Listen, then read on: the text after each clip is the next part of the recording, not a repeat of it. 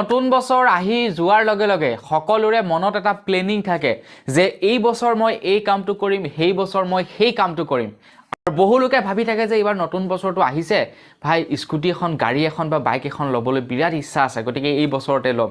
তো বন্ধু-বান্ধৱীসকল, মই আজি আপোনালোকৰ বাবে লৈ আহিছোঁ কম দামত টপ মডেলৰ স্কুটি 5খন। টপ মডেল কিন্তু একদম হাই ৰেংকৰ, হাই কোম্পানীৰ টপ মডেলৰ 5খন বেষ্ট কম দামৰ স্কুটি। এইটোৰ আৰম্ভণিতে এতিয়ালৈকে যদি ভিডিঅ'টোত লাইক এটা কৰা নাই, প্লিজ লাইক এটা কৰিব। চেনেলটো যদি ছাবস্ক্ৰাইব কৰা নাই, চেনেলটো ছাবস্ক্ৰাইব কৰিব এনেধৰণৰ খবৰবিলাক পাই থাকিবৰ কাৰণে। প্ৰথমখন স্কুটি, যিখন স্কুটিয়ে মাইলেজ মানে ইমানেই বঢ়িয়া মাইলেজ দিব নহয়, লুকিঙৰ কথা কি ক'ম, মাইলেজৰ কথা কি ক'ম। স্কুটিখনৰ নাম হৈছে হণ্ডা এক্টিভা 6th জেনেৰেশ্যনৰ। তো বন্ধু-বান্ধৱীসকল, স্কুটিবিলাকে তেল অকণমান বেছিকৈ খায়, আপোনালোকে নিশ্চয় জানেই। মাইলেজৰ কথা যদি কওঁ 40 to 50 দিব আৰু মিনিমাম। কোম্পানীয়ে যিটো কয় যে 60-70 চলিব বুলি কয়, কিন্তু 60-70 নচলে, 40 পৰা 50 চলে, আৰু সেইটো 6th জেনেৰেশ্যনৰ। বন্ধুসকল, ইয়াৰ প্ৰাইচটো আপোনালোকে যদি নৰ্মেলখন ল'বলৈ বিচাৰে তেনেহ'লে প্ৰায় 70,000 টকা পৰিব, আৰু যদি আপোনালোকে টপ মডেলখন ল'বলৈ বিচাৰে তেনেহ'লে 72,000 পৰি দিব LED ডিছপ্লেৰ সৈতে।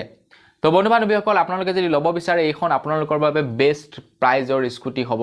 পাছৰ স্কুটিখনৰ কথা বাৰু আপোনালোকক কিনো ক'ম, আপোনালোকে নিশ্চয় সেই স্কুটিখন চলাইছেই চাগে। মামায়ে এইবাৰ ছাত্ৰ ছাত্ৰীসকলক যিখন স্কুটি প্ৰদান কৰিছিলে পালচাৰৰ, সেইখন স্কুটি এনেও পোৱা যায়, কেৱল অকল মামাই ছাত্ৰ ছাত্ৰীসকলৰ কাৰণে উলিয়াইছে তেনেকুৱা নহয়। সেই স্কুটিখনৰ নাম হৈছে হিৰো পালচাৰ।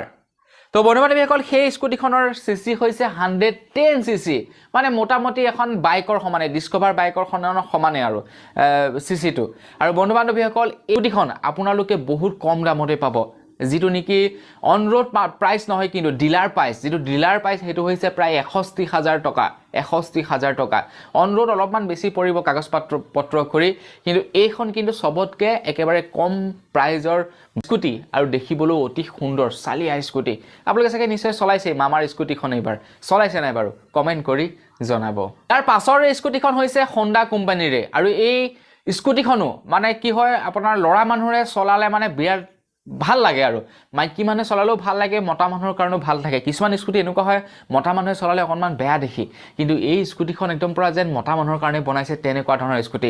স্কুটিখন হৈছে হণ্ডা ডিঅ', আৰু এই স্কুটিখনৰ চিচি হৈছে 109 চিচি, আৰু এই স্কুটিখনৰ প্ৰাইজৰ যদি কথা কওঁ 65,000 টকা। আৰু মাইলেজ মই যিকেইখন স্কুটিৰ বিষয়ে ক'ম গোটেইকেইখনে মাইলেজ প্ৰাইচ ছেমেই দিয়ে, 40 to 50 মাইলেজ দিব। পাছৰ বাইকখন হৈছে টিভিএছ কোম্পানীৰ, কিন্তু বাইকে হওক বা স্কুটিয়ে হওক সেইবিলাকে তেল যথেষ্ট পৰিমাণৰ কম খায় বুলি এটা অনুমান কৰা হয়। অনুমান কি আৰু, যথেষ্ট পৰিমাণৰ তেল কমেই খায়। টিভিএছৰ আপুনি স্কুটাৰবিলাকেই লৈ লওক, যিবিলাক নেকি সৰু কম চিচিৰ আৰু স্কুটাৰবিলাক। তো এই স্কুটিখনো তেনেকুৱা ধৰণে। এই স্কুটিখনৰ চিচি হৈছে 110 নহয়, 109 চামথিং এনেকুৱা ধৰণৰ 10 চিচি, আৰু ইয়াৰ দাম হৈছে প্ৰায় 64,000 টকা ডিলাৰ প্ৰাইচ। অন ৰোড অকণমান বেছি হ'ব। স্কুটিখন হৈছে টিভিএছ জেষ্ট।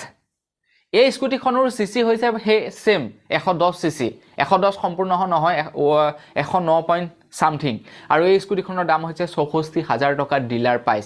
এই স্কুটিখন আপোনালোকে পৰাপক্ষত ল'ৰা মানুহে নল'ব, বা শকত-আপত ছোৱালী মানুহ এই স্কুটিখন নল'ব, ভাল নালাগিব দেখি, অকণমান পাতলা লঘু হয়।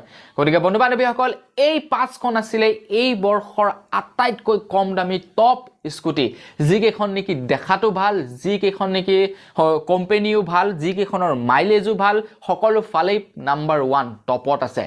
গতিকে আৰু দামী স্কুটি আছে, সেইবোৰৰ বিষয়ে কোৱা নাই, কম দামৰ ভিতৰত কৈছোঁ। গতিকে বন্ধু-বান্ধৱীসকল, এই স্কুটিকেইখন যদি ভাল লাগিলে লাইক এটা কৰিব, কোনখন আটাইতকৈ বেছি ভাল লাগিছে সেইটো কমেণ্ট কৰি জনাব। পুনৰ এটা ভিডিঅ'ত সকলোকে লগ পোৱাৰ আশাৰে বৰ্তমান বিদায় মাগিছোঁ। ধন্যবাদ। জয় অসম।